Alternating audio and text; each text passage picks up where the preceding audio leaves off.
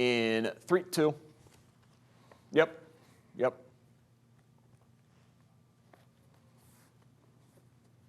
All righty, take 2 in 3, 2.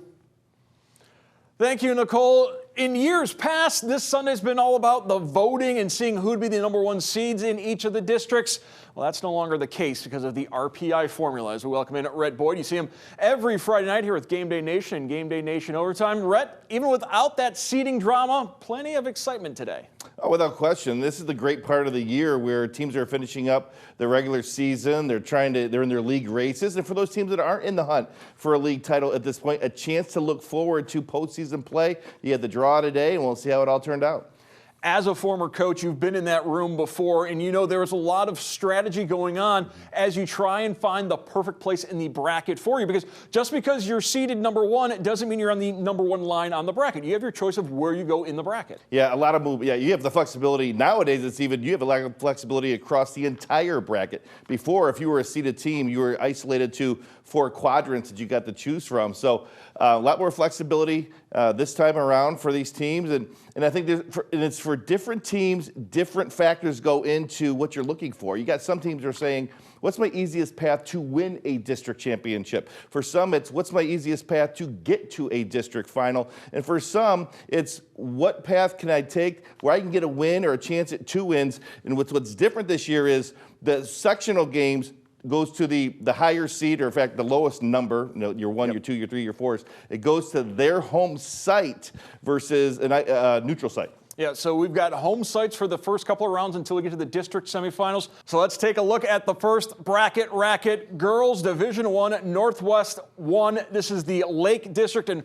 Rhett, the big question here for a lot of teams was how long can we get away with not playing Anthony Wayne, the #1 seed? You see they get Waite in their first game, the lowest seed in that draw. Yeah, as expected. And Anthony Wayne, they're a juggernaut, as we've seen all season long. Look for them to get through. They'll probably play, I'm gonna say Springfield, and then Anthony Wayne moves on. To me, the interesting part is down in the lower part, of this bracket. Finley, they're going to move on after game 1. But watch Notre Dame. To me, my opinion, they're the ones that made out the best in this bracket for a non-top 4 seed. They have a chance to move on and play a Finley in the district semis, perhaps. Now, why is that good for them? Because Finley's the #4 seed. It's because both are low-scoring teams. Notre Dame is elite defensively. So, if you're Coach Galloway, it's like, if we can keep this score down and give ourselves a chance late, maybe the experience of playing in all these power exposure events that they've been in, playing in the Catholic League, maybe that experience will pay off and they can maybe pull the upset against Finley. But as I sit here today, I would think Finley wins a tight one against Notre Dame and move on to play Anthony Wayne. A year ago, the Northwest District used an RPI formula. This year, the entire state is doing it. It's a little slightly different formula than they used last year as we look at the other district for Division I. And this is the district where the top seed on this side of the bracket, Fremont Ross at #2. They will take on the winner of Bowling Green, St. Ursula.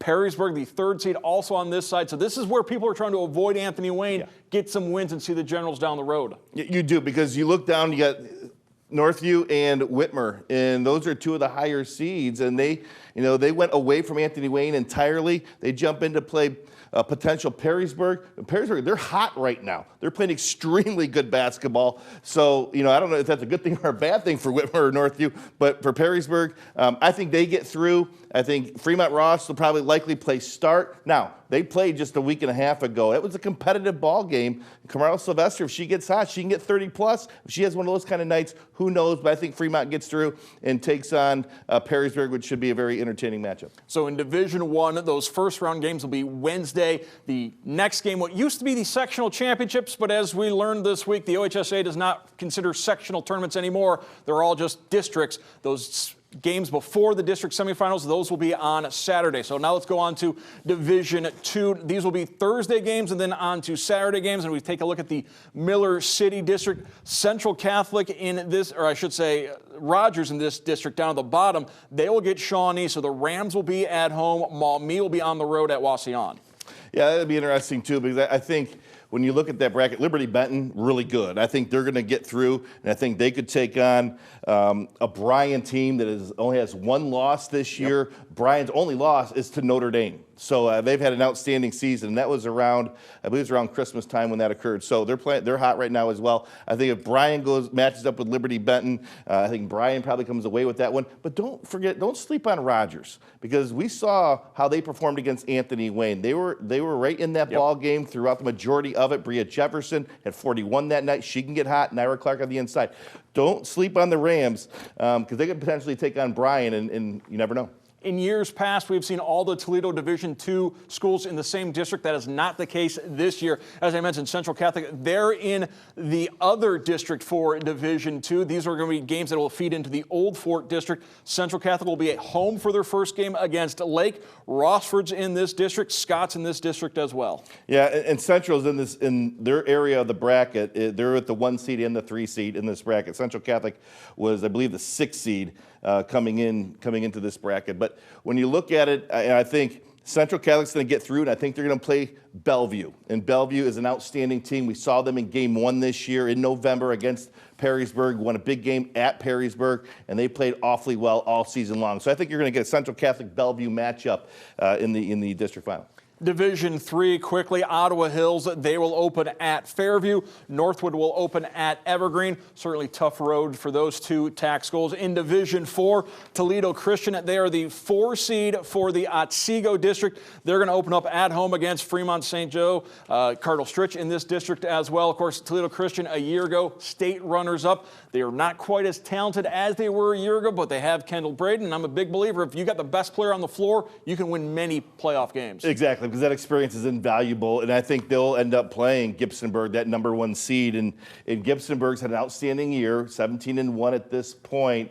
They have not been in this type of situation in a while. You said it, Kendall Braden, Toledo Christian, they have. If they score off, what a matchup that can be. But I'm going to put the smart money, if you will, on Kendall Braden and TC. They've been there, they've done that. I think they can knock off Gibsonburg.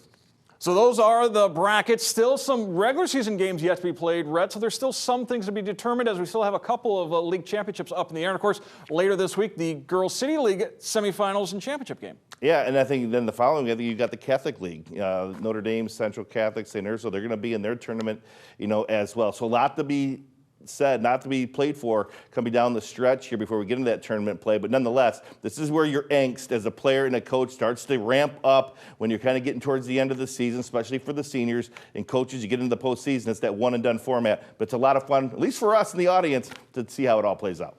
And you'll see how it all plays out right here on BCSN on Game Day Nation Overtime, as well as Sports Nightly. Ladies, back to you.